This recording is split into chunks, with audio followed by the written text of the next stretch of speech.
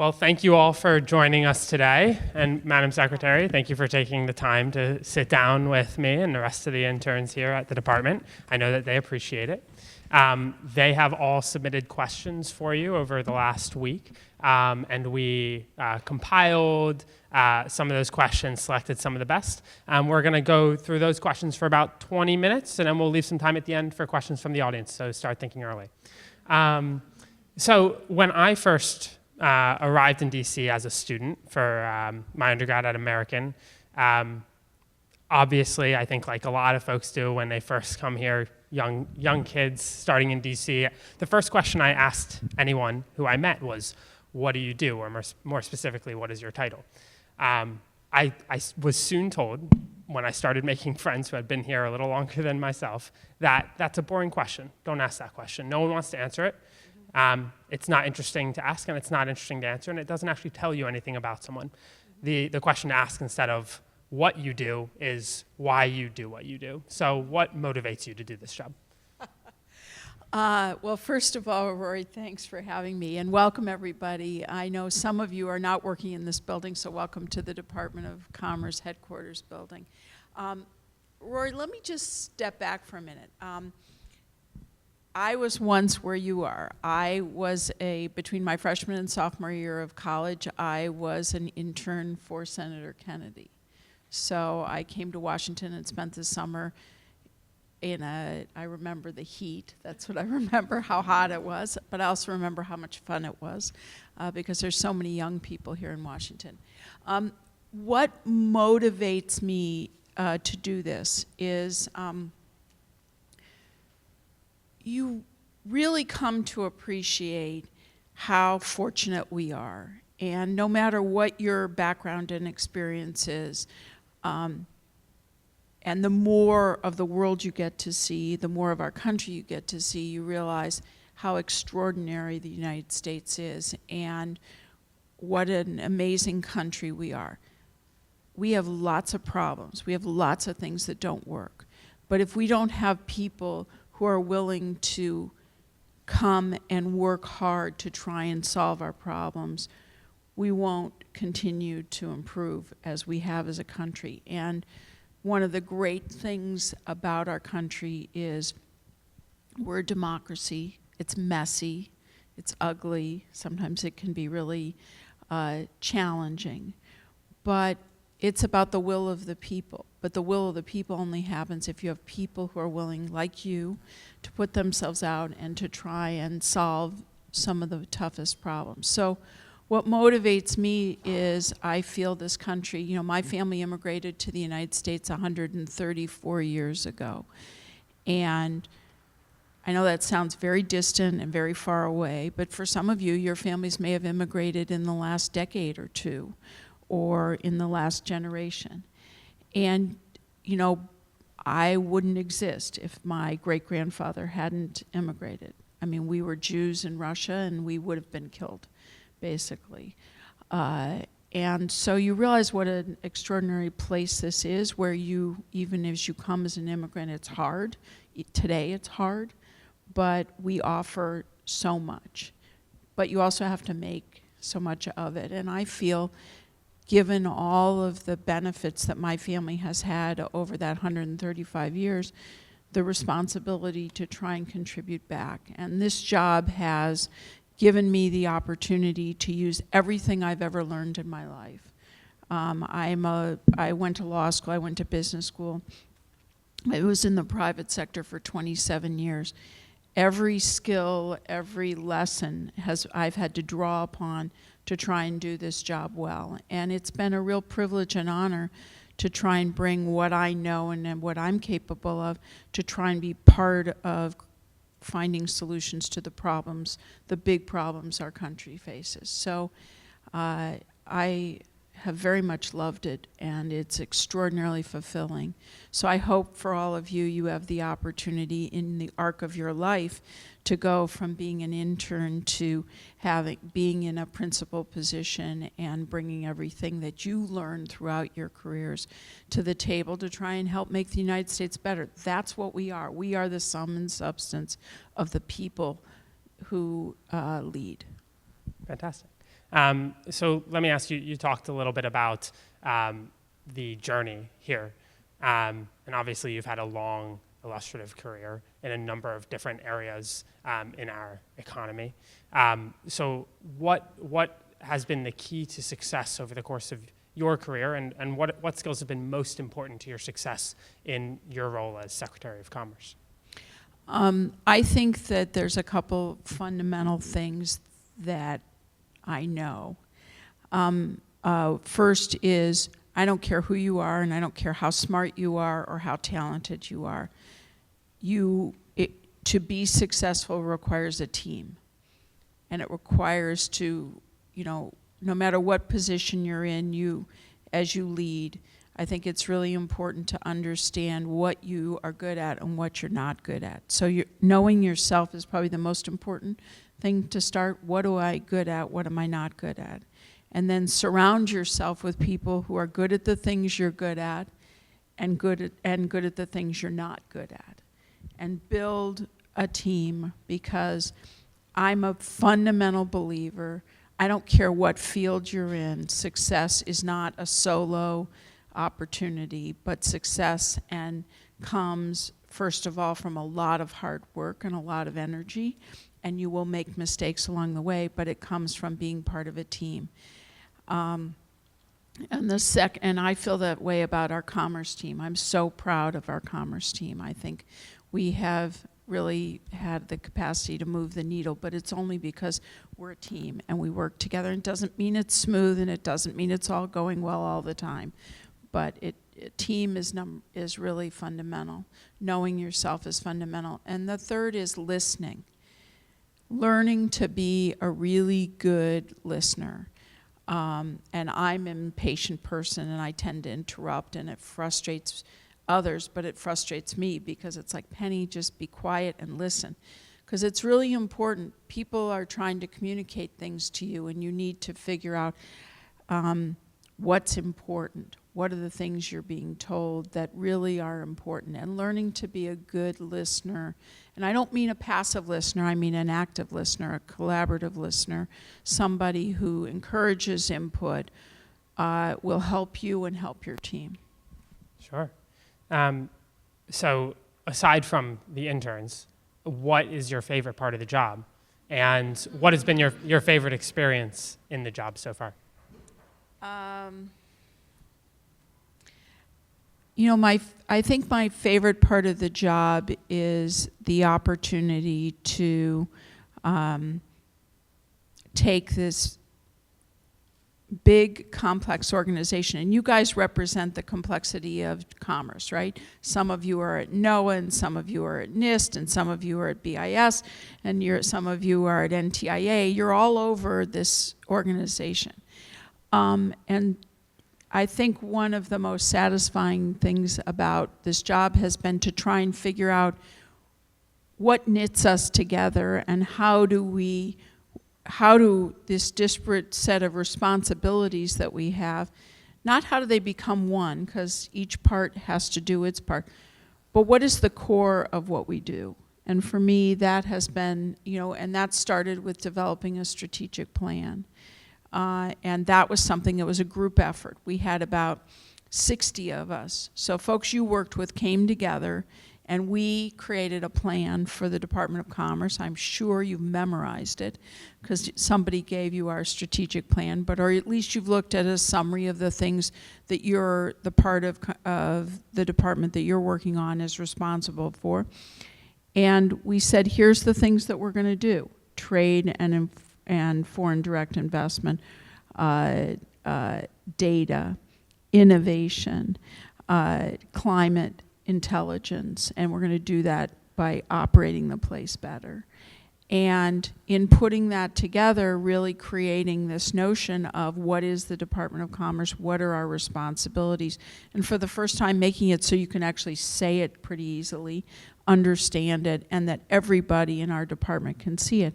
And then the other part that's been really exciting to me is to then flip the entire pyramid on its upside down. Instead of this command and control of the secretaries up here and the office of the secretaries there, but instead say, no, the front line of what we do is the bottom of the pyramid, is the day-to-day activities that we have, engagements that we have with our stakeholders and our customers. And then how can we at the department, at the Office of the Secretary, support those activities? So that's been, for me, a really rewarding part of this job. Sure.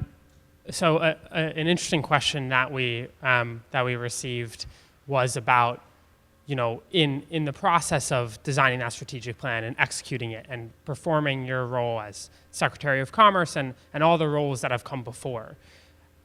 In what way have your personal experiences and identities, like religion or your gender, affected your decision-making process and the decisions you've come to?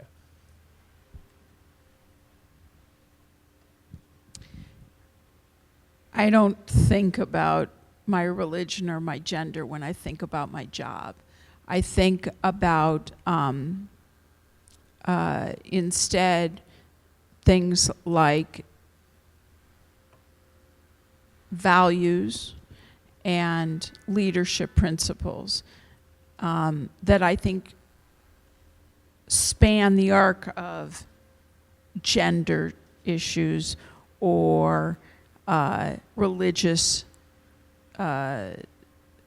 whatever religion any of you are in this room. I think more about what are the values that our president has set forward for us and that I as an individual believe in, and what's our responsibility to our communities. And then when we think about things like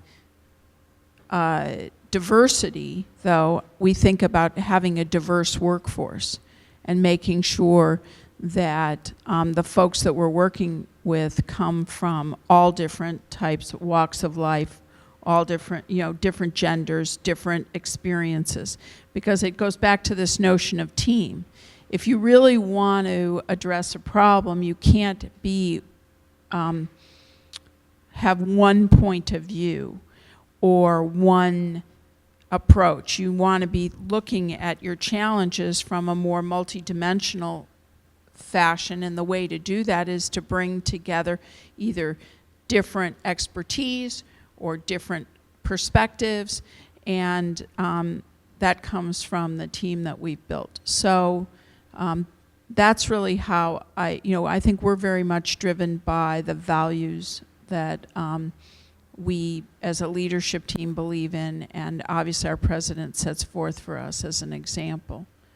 And let me just say, I don't know about you, but wasn't Michelle Obama phenomenal last night?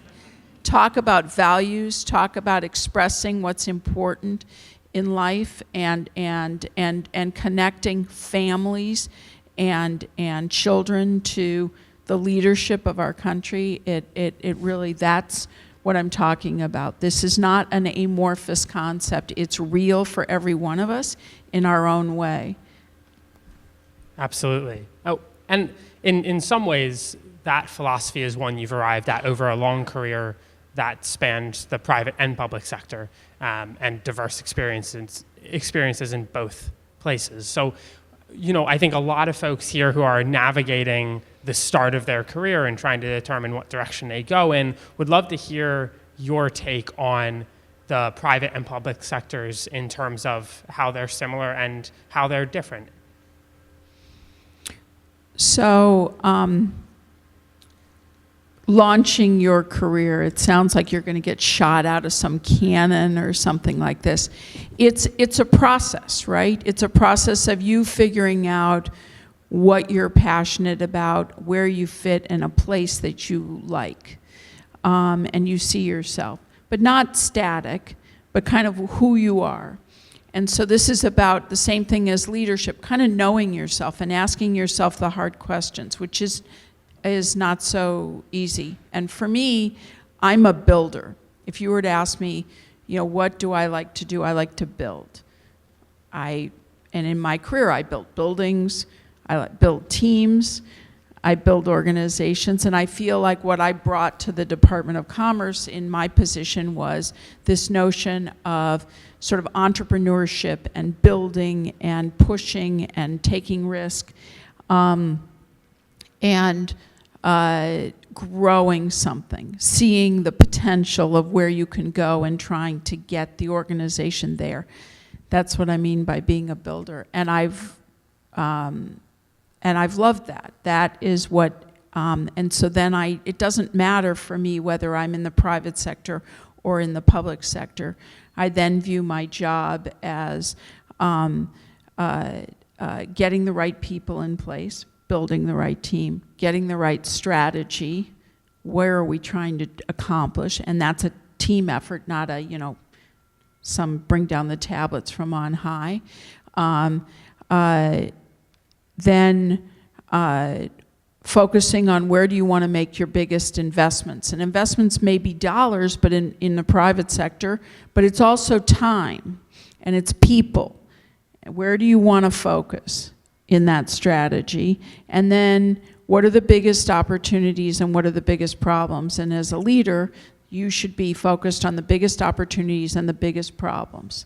And one of the things we've tried to do here at the department when it comes to bad news, and this is something hopefully you will learn early in your life.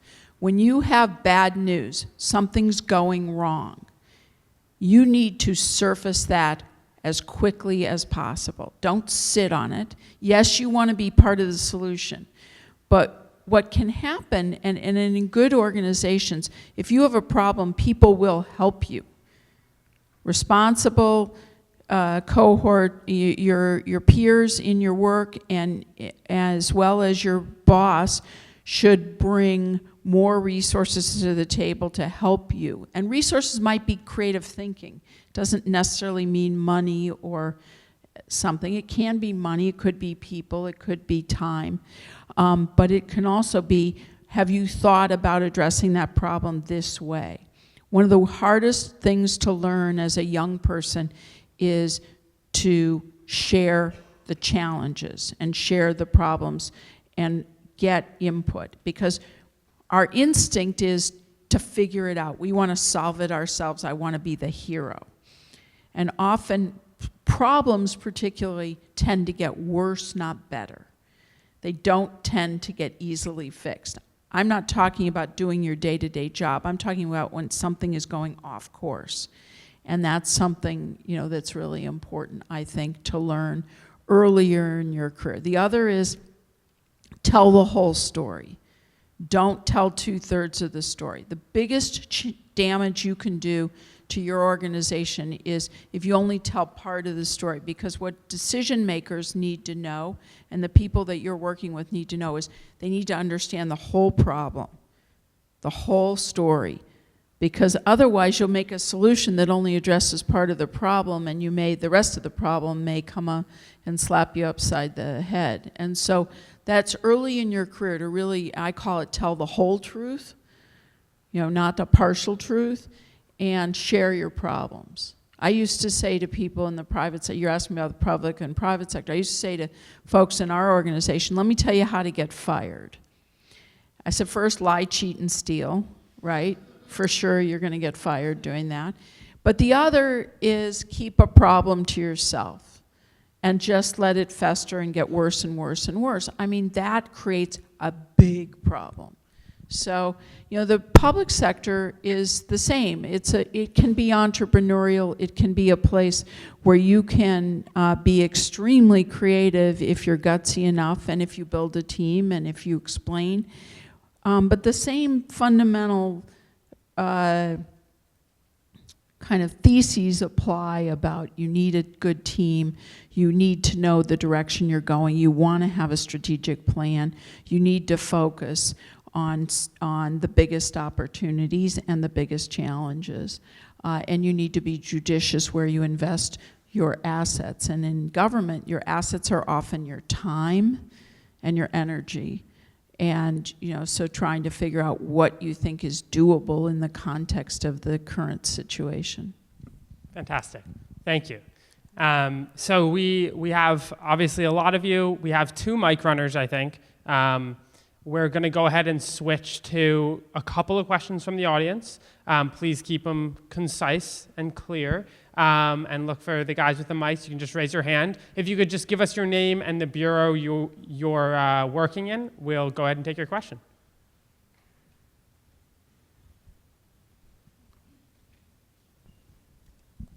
Hi, my name is Melissa DeHady. I'm a senior economics major from Howard University, currently at the Office of Secretaries in the Center for Faith-Based and Neighborhood Partnerships. And my question is, how easy is it for you to balance everything that you have going on as a secretary and also as a businesswoman? Right now I'm not a businesswoman. I had to walk out of that life. That's a whole other story I'll talk about. But how do you balance, I think the question of how do you balance, let's call it, all the responsibilities in your life plus your family and all of the various things that are coming at you, your community responsibilities outside of your work, as well as the things you want to do for fun.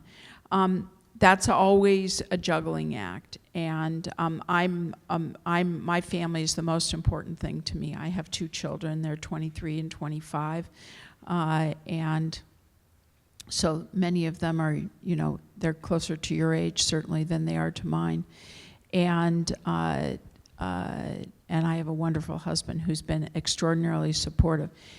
It's the rest of your life you're going to have to figure out balancing. And I think the thing I would say about balancing between all the various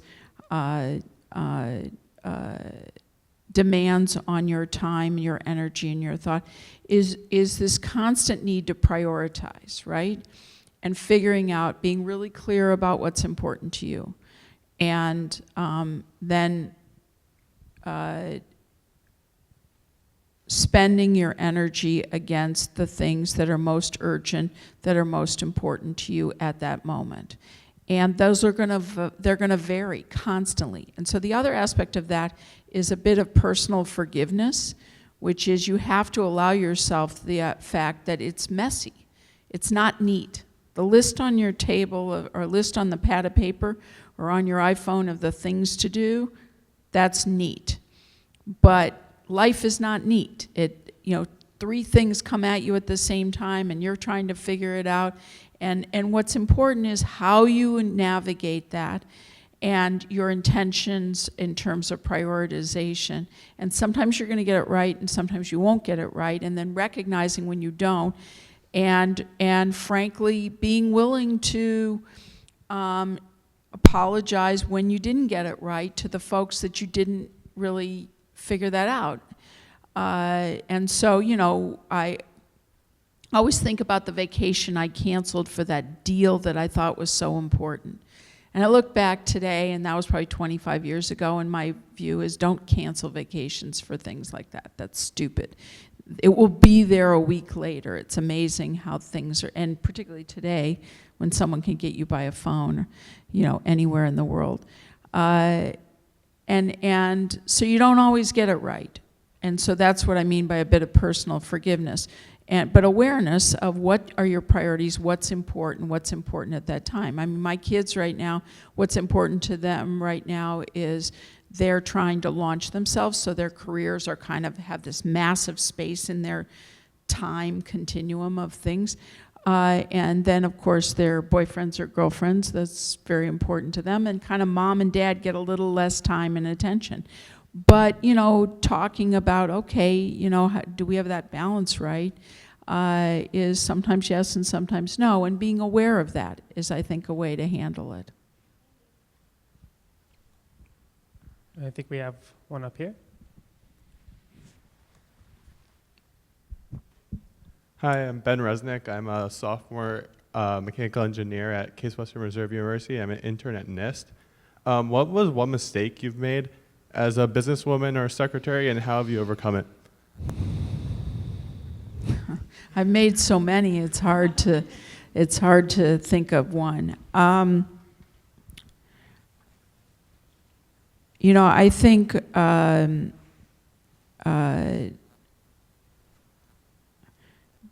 I think one of the mistakes I've made early in my life was I committed to too many things. And, it was like I was flattered I was asked to be included. I wasn't always the kid in high school that people wanted on their team, so I was like, oh man, somebody wants me on their team, I want to do that.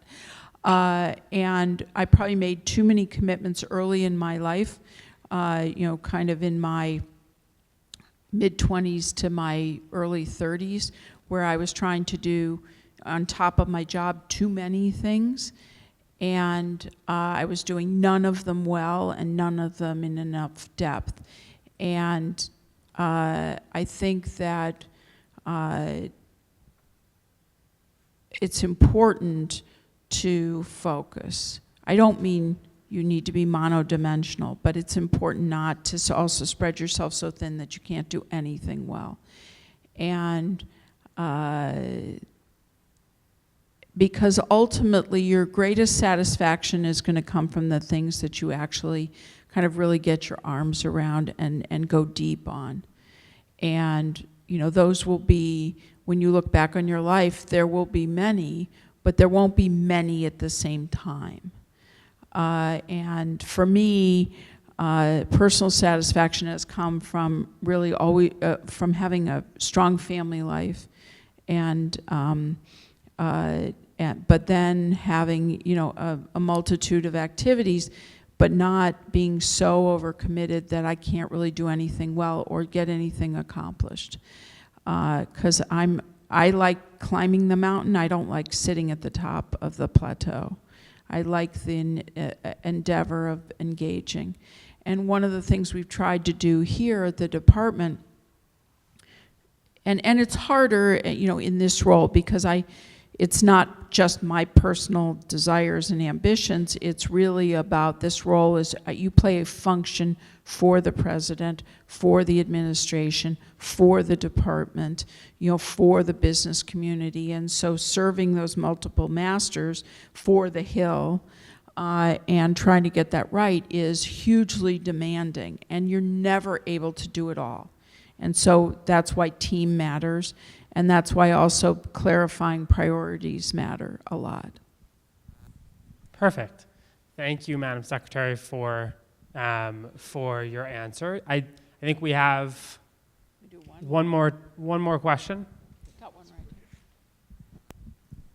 Hi, my name is Jonathan Sideworm, and I'm an intern over at BIS. Mm-hmm. And my question for you is, I recently read that since Obama took office, there's been a big decline in under 30, so youth employment in the federal government. And I was wondering what you thought might be, or excuse me, if you thought there was anything more or specifically that can be done to increase that employment when it might not be as glamorous or sexy as working in the private sector. Thank you. Well, I would suspect that if you think about the situation, when President Obama took office, we were losing 800,000 jobs a month. And so the federal government became a real stabilizing force in terms of young people beginning their career. It was a point of entry when the private sector was shedding jobs, and there wasn't that much opening. So I think it's a bit distorting to pick the last 8 years, because you think about the Great Recession, it was the, frankly, in my lifetime, the worst economic situation I'd ever seen, and really scary on so many levels. I think that we're probably getting closer to balance of what might be more of a sustainable level, where we need young people in government, and I highly encourage, young people to spend an early part of their career, even if it's a year or two in government. The network you will make, the things you will learn, the opportunities you will be exposed to are different than the private sector, and also at times you'll get more responsibility early in your career. But I think that in a funny way, it's the good news that we have fewer young people going into government because there's so much opportunity in the private sector. Now the challenge for government is we have to make it more enticing and more rewarding for someone to come in as a young person. I hate to say it, in the Obama administration, we haven't exactly had a challenge of people not wanting to come in. It's been an inspiring administration for the last 8 years, and a lot of young people have wanted to come and serve. And to be honest, what's really exciting is a lot of people mid-career have wanted to come and serve in the administration. So that's been pretty good. And I think that hopefully will be the case in the next administration, depending on who's elected. Fantastic. Well, ditto to everything the Secretary said about young people joining government. Thank you all so much for coming as far as you did to join us today. And thank you, Madam Secretary, for your time and answering all the questions. Can I make one final comment? Absolutely. I would just say, first of all, thank you for spending your summer at the Department of Commerce. It's an extraordinary organization, and the people that you're around have really amazing expertise in areas that you may or may not have been aware of before you came to do this internship. And frankly, we rely very much on you. You help us do our work. So I hope that you will ask a lot of questions. I hope that you will meet each other. And I hope that you will push us to be better. If you have ideas, ask, push, question, why aren't we pursuing it? We're very much a bottoms-up organization. So thank you all for your service and for spending the summer at the Department of Commerce.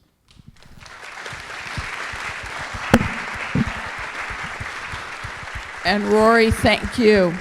Thank you very much. Great interview, and we're going to miss you. Thank you. Thank you. Thanks, everyone.